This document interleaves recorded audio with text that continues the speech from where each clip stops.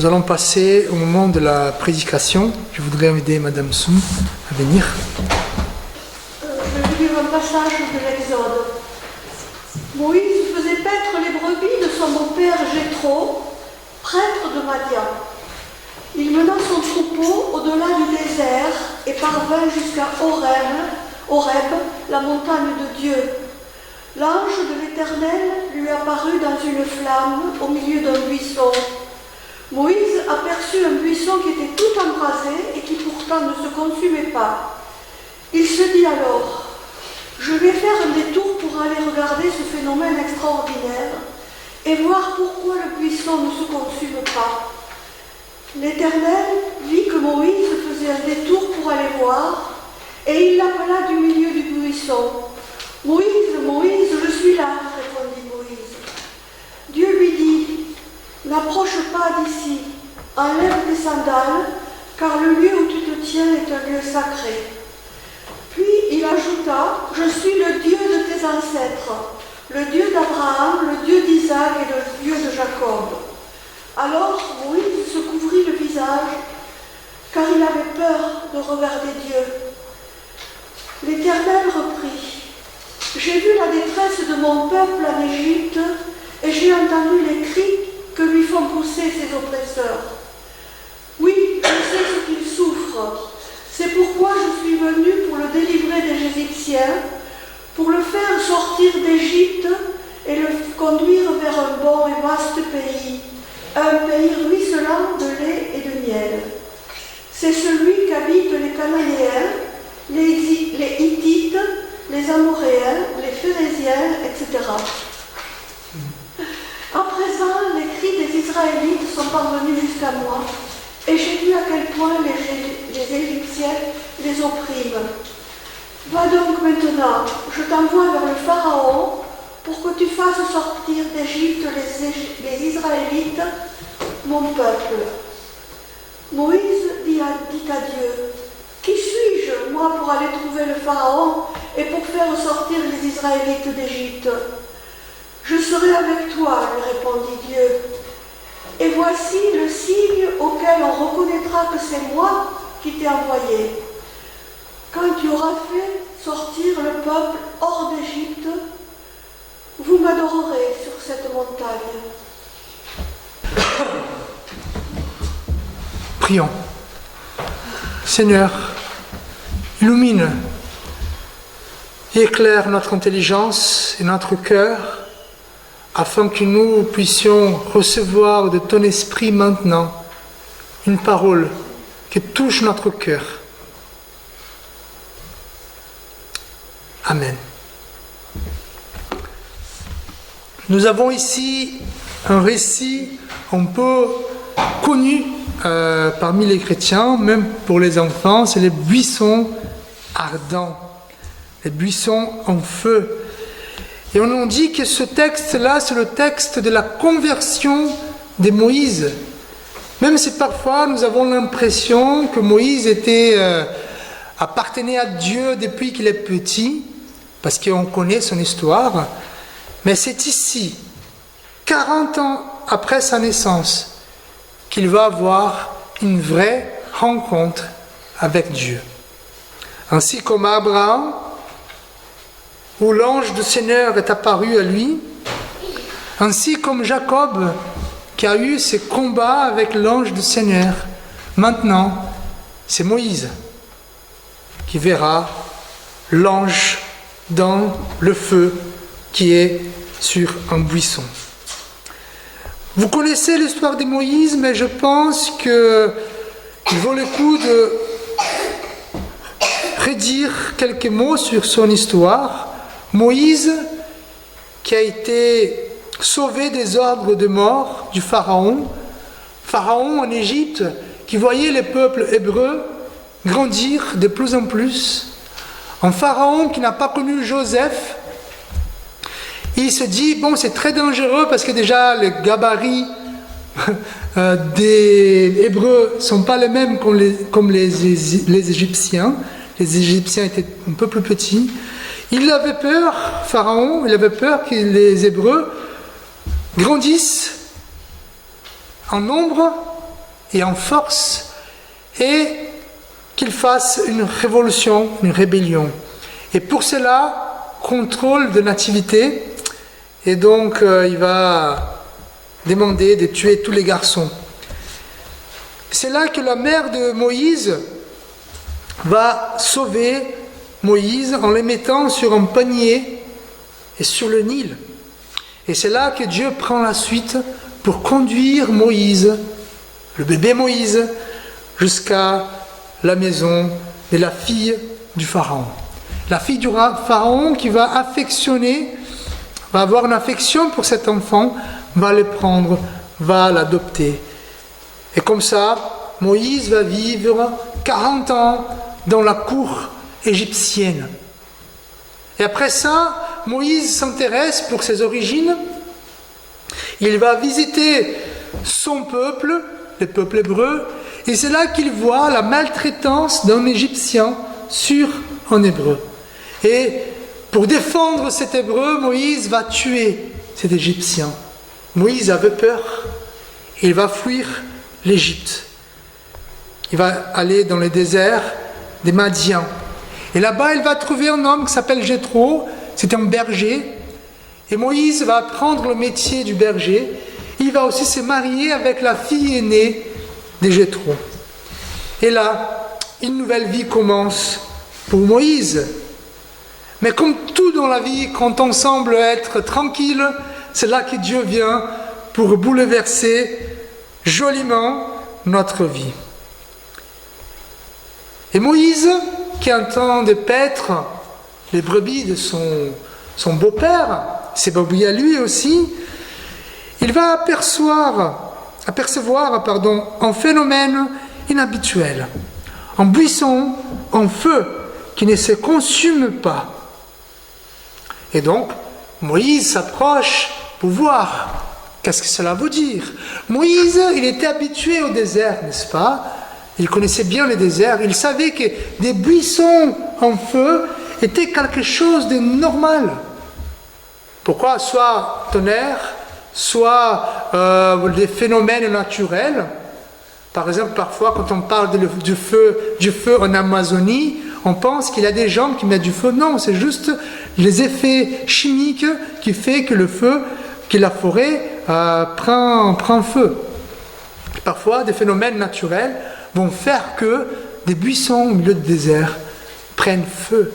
Mais ce n'est pas ça qui va attirer l'attention de Moïse. C'est le fait que le feu continue. Les buissons ne se consument pas.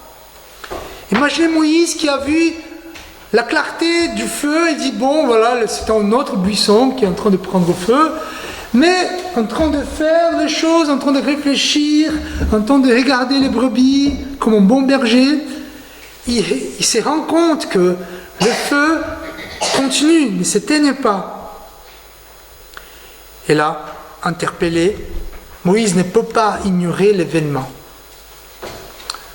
Encore mieux, il pouvait l'ignorer. Il pouvait dire, ça ne m'intéresse pas, ça ne me concerne pas, je ne vais pas voir ce qui se passe.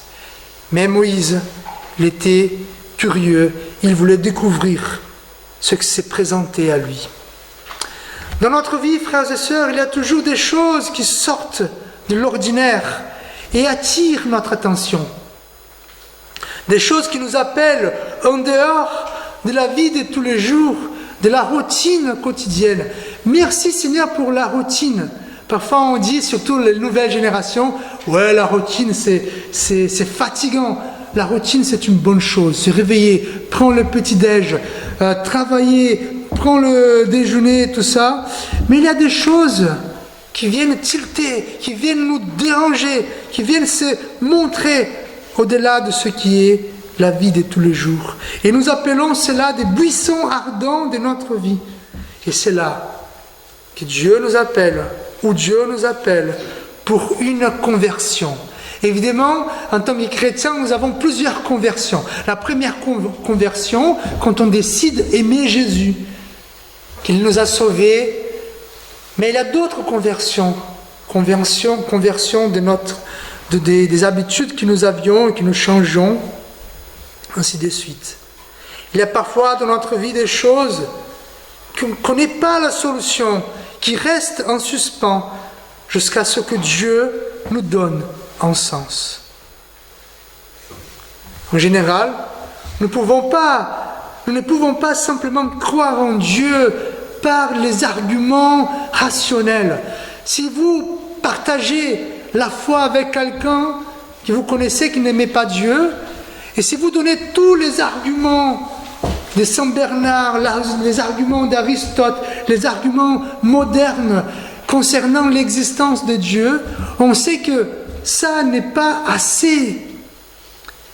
Parfois, il faut un événement, un moment fort, où l'extraordinaire de Dieu va parler, va nous parler. Je me rappelle un jour, je vous avoue, je suis de la nouvelle génération, et moi je joue les jeux vidéo, voilà, ça arrive. Et donc j'ai joué à un jeu vidéo de western, voilà. Et il y a un moment donné que le personnage, il commence à fêter avec ses copains. Voilà. Et à ce moment-là, il y a quelque chose qui a frappé dans mon cœur. Fabio, il faut que tu sois plus présent avec ses copains. Voilà, il y a des choses qui apparemment c'est ordinaire, il n'y a rien à voir, mais Dieu peut, il veut nous parler. Alors, Dieu se révèle souvent à travers des moments comme ça. Ça peut être un travail, ça peut être la naissance d'un enfant, la mort de quelqu'un qui nous est cher, une maladie, une pensée persistante, une mémoire, quelque chose qui vient de notre mémoire que ça ne sort plus, peu importe. Les buissons vont brûler jusqu'au moment où tu viens voir ce que Dieu veut te parler. Évidemment, quand le buisson il est en feu, nous pouvons l'ignorer.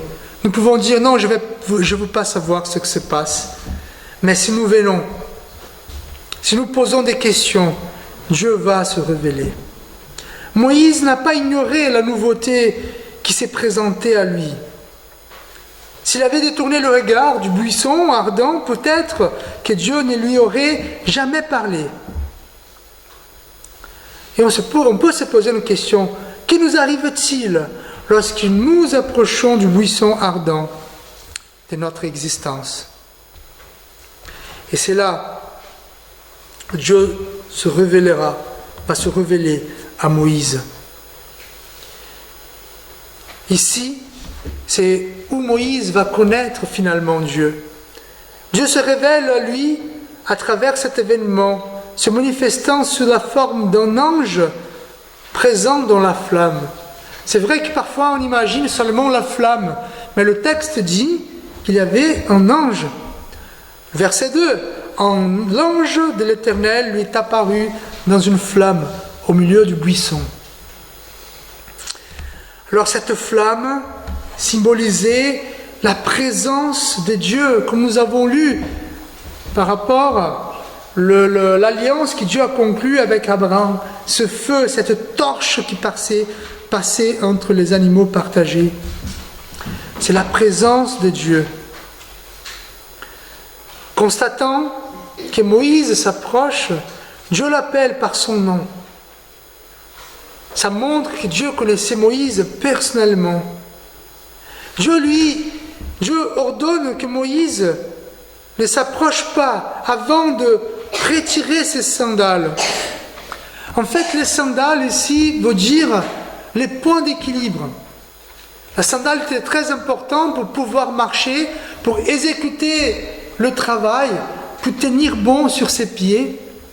Et quand Dieu nous demande de nous approcher de lui, parfois il faut enlever nos conceptions des choses. Il faut enlever nos préjugés de Dieu et de la façon dont il travaille. Et là, Dieu il va dire le lieu, le territoire où tu es, il est saint, parce que la présence de Dieu est là.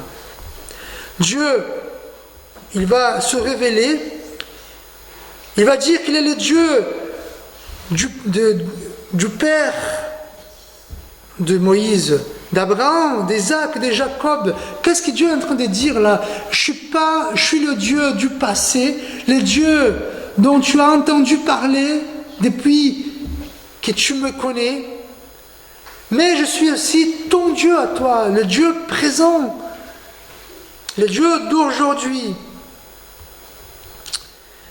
Dieu se révèle comme un Dieu, comme l'ange, comme la flamme, un Dieu qui est saint, un Dieu qui est un Dieu du passé et du présent. Mais c'est un Dieu aussi qui n'est pas indifférent à la souffrance de son peuple. En plus, Dieu donne une mission à Moïse. Alors, quelle révélation! C'est chaque fois qu'on vient auprès de Dieu, si on pourrait avoir cette quantité de révélations. Mes frères et sœurs, quand nous approchons de Dieu, par les buissons ardents de notre vie, Dieu se révèle. Dieu se révèle.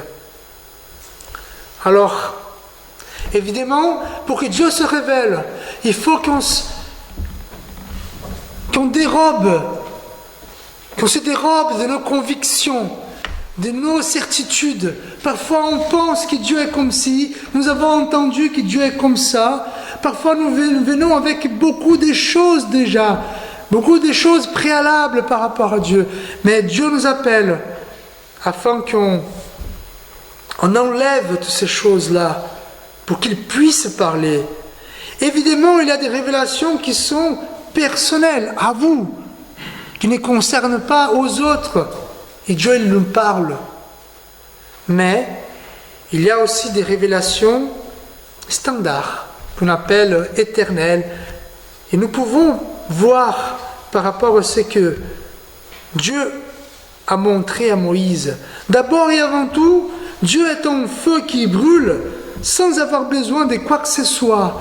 Normalement, pour que le feu tienne dans votre poêle, il faut du bois. Si le bois est fini, il n'y a plus de feu.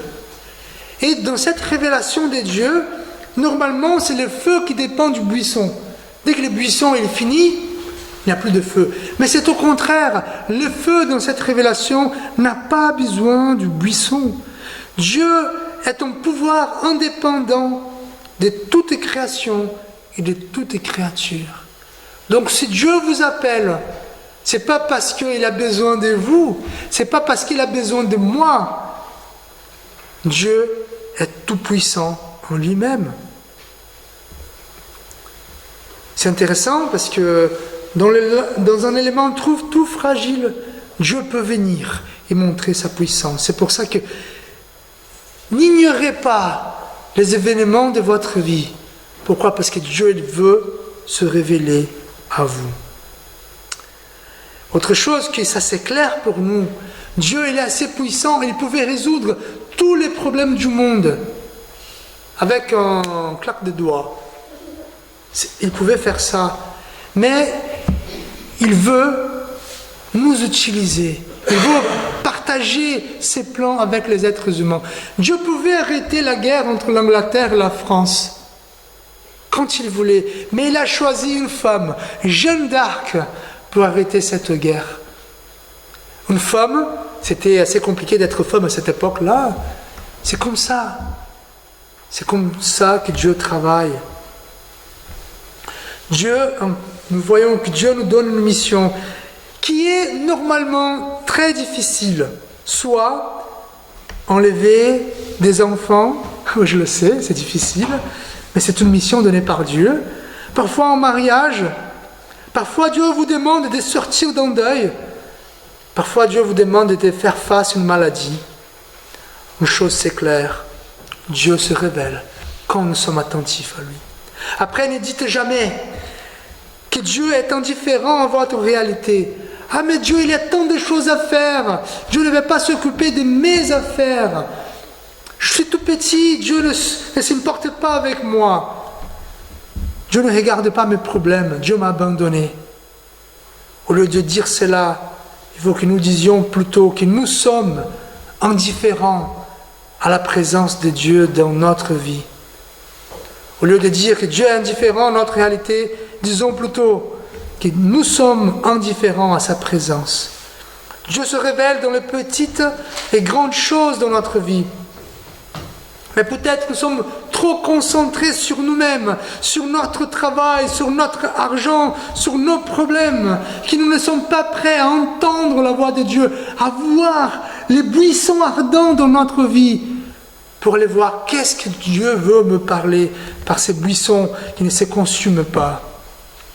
Dieu a choisi Moïse, il l'a accepté. Nous sommes d'accord que Moïse avait une mission cosmique du salut du peuple de Dieu, et cela c'est énorme. Pourtant, cela ne veut pas dire que Dieu n'a rien pour vous et pour moi. Allons voir pourquoi les buissons ne se consument pas.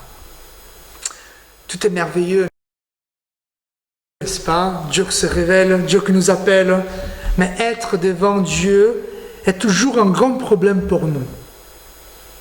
Pourquoi? À cause de nos imperfections. Quand on s'approche de Dieu, nos imperfections sont manifestées. La Bible est très claire, frères et sœurs. Je ne vais pas vous cacher. Dieu, il est dangereux. C'est un feu, c'est une torche, c'est la tempête, c'est le tonnerre. Les montagnes se fondent comme la cire à la présence de Dieu.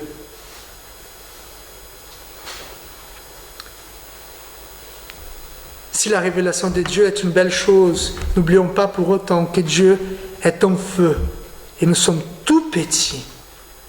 Et quelle est la réponse de Moïse face à cette révélation? Moïse est ébloui pour tout ce qu'il est en train de vivre. Tout est merveilleux, extraordinaire, beau, incroyable, mais autant terrible et terrifiant. Terrible, parce que la conclusion logique de Moïse face à ce Dieu si puissant, si merveilleux était: je ne suis pas à la hauteur de ce Dieu, je ne suis pas à la hauteur de la mission qu'il me donne d'aller parler à Pharaon. La seule chose qu'il peut dire: qui suis-je? Qui suis-je pour pouvoir être là? Toutes les qualités de Moïse sont effacées et tombent comme des mouches.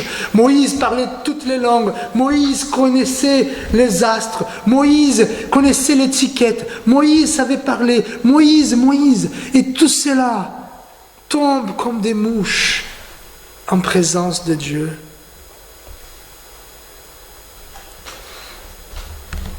En présence de la lumière profonde de Dieu, cette lumière qui éclaire toutes nos imperfections.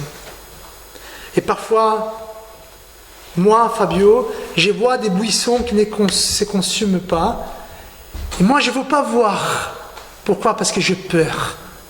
J'ai peur de toucher aux choses qui vont éclairer mes imperfections. Il y a beaucoup de gens qui voient qu'il y a un buisson qui ne se consume pas, mais ils n'osent pas s'approcher.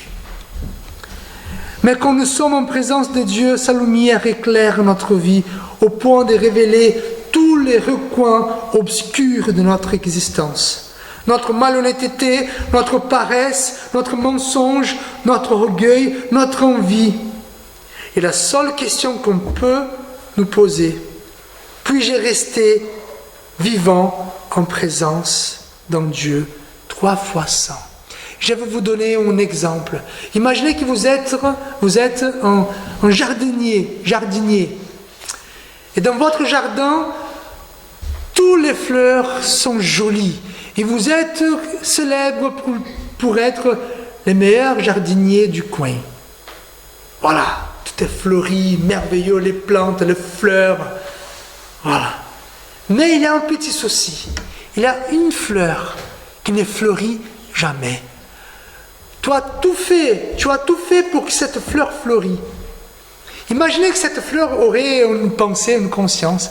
La question qu'elle va se poser: pourquoi le jardinier me garde? J'arrive pas à être beau comme les autres fleurs. J'arrive pas à fleurir. J'ai peur parce que le jardinier va me jeter. Et voilà notre réflexion en face d'un Dieu tout-puissant. Pourquoi Dieu me garde si je ne peux pas fleurir? comme sa création. Et peut-être vous dites, non mais Fabio, c'est pas comme ça. Moi je pêche, je fais ce que je veux, je fais toutes mes bêtises, mais je peux me tenir devant Dieu, parce que Dieu m'aime, Dieu est amour. Ouais, je crois bien que tu te sens comme ça, mais pour beaucoup, on ne parle pas du même Dieu, on est d'accord.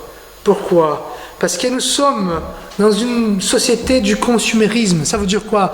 On va au supermarché et on choisit ce qu'on veut.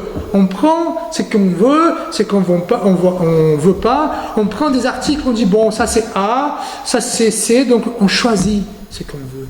Et parfois, on prend tous les attributs, les qualités de Dieu, on dit ça je veux bien, ça je veux pas. Ça, je veux bien. Et on crée notre propre Dieu. Et ce Dieu que nous avons créé, c'est rien d'autre qu'une extension de nous-mêmes. Évidemment, en face de ce Dieu, on peut tenir debout. Mais en face, le Dieu de la Bible, un Dieu qui est parfait, saint et juste, et qui ne tolère pas le péché, nous n'avons aucun droit de vivre devant un Dieu qui est totalement parfait. N'oublions pas d'écouter Dieu. Mais n'oublions pas non plus qu'écouter Dieu n'est pas un droit de tous les chrétiens. Écoutez Dieu n'est pas un droit de tous les chrétiens, c'est un privilège. Si nous écoutons Dieu, c'est parce que nous sommes privilégiés et ce n'est pas parce que nous avons les droits. Nous ne sommes pas en train de rendre un service à Dieu en venant dimanche au temple. Nous ne sommes pas en train de rendre un service à Dieu travaillant pour lui. Évidemment, vous rendez un service à la paroisse quand on travaille pour la kermesse, quand on prépare les goûters des aînés. Tout ça, vous rendez service. Mais pas à Dieu. C'est un privilège de travailler pour Dieu. Dieu est infiniment grand, éternel et puissant. Il ne dépend pas de nous. C'est une buisson en flammes. Et si le buisson est devenu célèbre, si le lieu est devenu saint, c'est grâce à la présence de Dieu. On peut se poser la question, d'accord, mais maintenant, quoi faire ? Quoi faire, Fabio ? Tu as dit que Dieu se révèle, je dois l'écouter, mais je suis tout petit auprès de Dieu. Voilà la même question que Moïse avait. Et comment il pouvait avancer, sortir de cette impasse ? La réponse, verset 12, Dieu dit, « Je serai avec toi ». En prenant conscience de sa situation, son incapacité, soit de se tenir debout devant Dieu, devant le feu, soit pour accomplir la mission que Dieu lui a donnée, Dieu le rassure en promettant qu'il sera avec lui. Ainsi comme ces buissons tout petits, tout fragiles, il pouvait rester en présence de Dieu sans être consumé. Ainsi serait Moïse qui pouvait tenir, qui pouvait accomplir la mission de Dieu sans être consumé, parce que Dieu serait avec lui en présence jusqu'à la fin. Dieu est un Dieu terrible, n'oubliez pas cela, mais Dieu est un Dieu miséricordieux et riche en beauté. Et ce que nous voyons ici, frères et sœurs, c'est très intéressant parce que il y avait un homme, un ange au milieu du feu. Et cet ange, selon la théologie, c'est Jésus.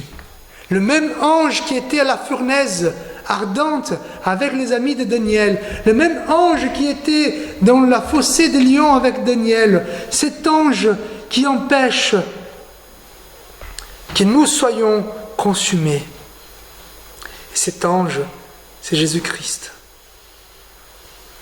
Si la question franche se pose sur notre condition devant Dieu, sachons que Jésus est celui qui nous tient vivants, debout, face à notre Dieu. Jésus habite en nous. Et nous sommes à lui. Lui est notre avocat, notre soutien, notre ami, notre frère, notre Seigneur. Il nous gardera, il nous préservera notre vie. afin que la puissance de Dieu se manifeste en nous, sans détruire. Frères et sœurs, laissons-nous nous surprendre par la grâce de Dieu en Jésus. Cependant, ça c'est très important, la grâce nous surprendra seulement si nous comprenons vraiment qui est Dieu et qui nous sommes. Jésus et sa grâce nous tiendra debout pendant toute notre vie, comme Jésus a dit en Matthieu, « Je suis moi-même avec vous chaque jour jusqu'à la fin du monde. » Et je conclus.